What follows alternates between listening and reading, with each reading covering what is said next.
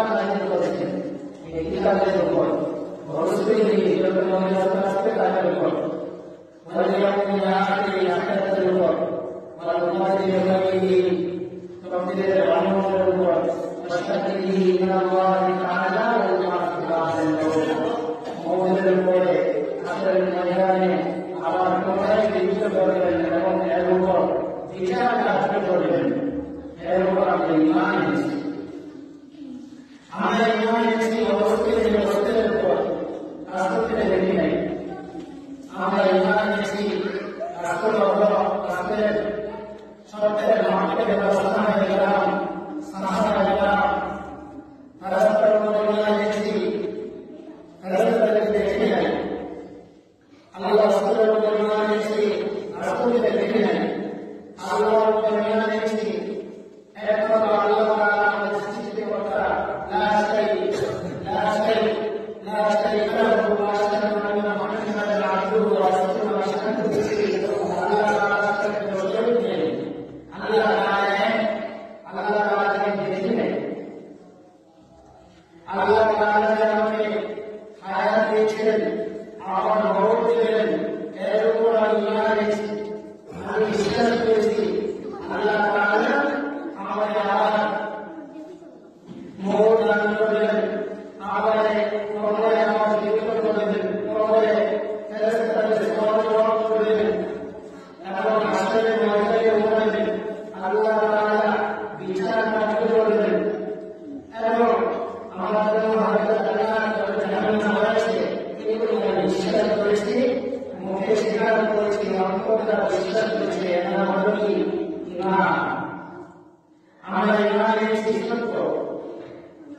আমরা সর্বহালতে ঈমান অবস্থা ধারণ করার চেষ্টা করি।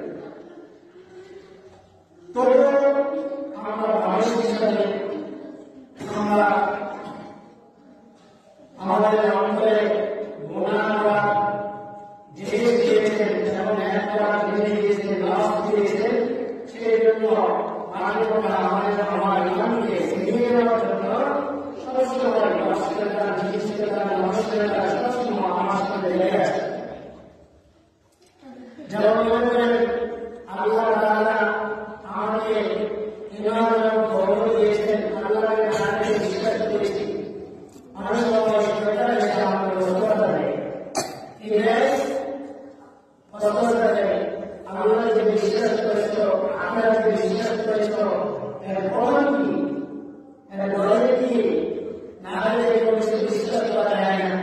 যেমন আমাদের সময় আমাদের বিশ্ব নাস্তিক আছে, নাস্তিক বলা হয় যারা কোনো ধর্মকে বিশ্বাস করে না। কোনো ধর্মকে যারা বিশ্বাস করে না তাদেরকে নাস্তিক বলা হয়। তারা কোনো ধর্মকে বিশ্বাস করে না। তারা বলল আমরা যা দেখি তারা বিশ্বাস করি না, দেখি না তারা বিশ্বাস করি না। তখন বলা হয় যা দেখি তাদের বিশ্বাস করি। ইমাম আবুল রহমাতুল্লাহ আলাইহির কাছে এক পাখি এসে বলেছিল যে আমি যা দেখি তা বিশ্বাস করি, যা দেখি না তা বিশ্বাস করি না। আল্লাহ যদি থাকে আল্লাহ আমাকে দেখাও,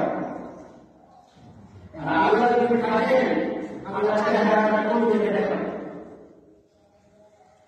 ইমাম আবুল রহমাতুল্লাহ আলাইহি বলেন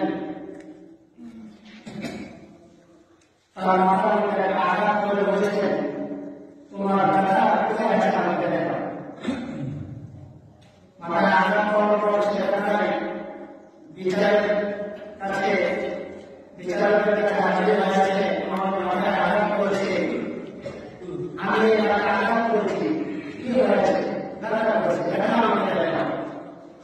যদি ব্যথা না দেখাতে পারো আমার আল্লাহ দেখাতে পারবো না, কারণ ব্যথা আছে সেগুলি অনুভব করতেছি আমার আল্লাহ আছে। চেহারের মধ্যে দুনিয়ার মধ্যে চিনি মিশিয়ে চিনি করতে আছে দেখা যে দুনিয়ার সমস্ত চিনি আছে আল্লাহ তাআলা ব্যক্তি সমস্ত জায়গায় আল্লাহ তাআলা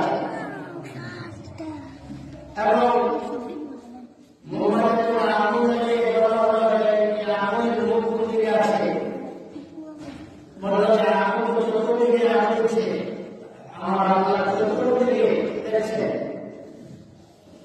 সব দিকে আল্লাহ দেখেন তবুও শয়তান নফস আমাদেরকে বিনার চেষ্টা করে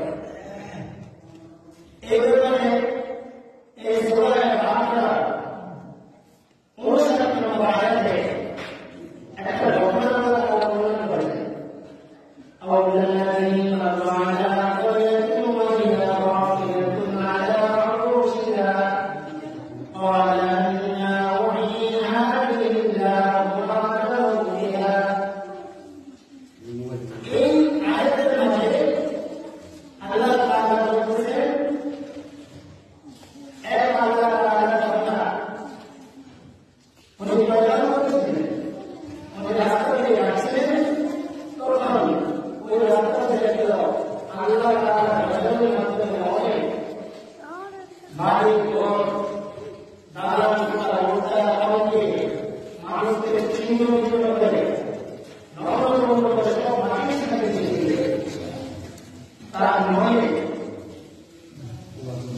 একটা ধারণা আসলো আল্লাহ তাআলাকে এই বান্দাদের মধ্যে আবার একত্র করবেন আবার জীবিত করবেন আবার বিচার করবেন তখন আল্লাহ তাআলা এই কোরআনে বলতেছেন আমি তাকে সাথে সাথে মৃত্যু দিয়ে দিলাম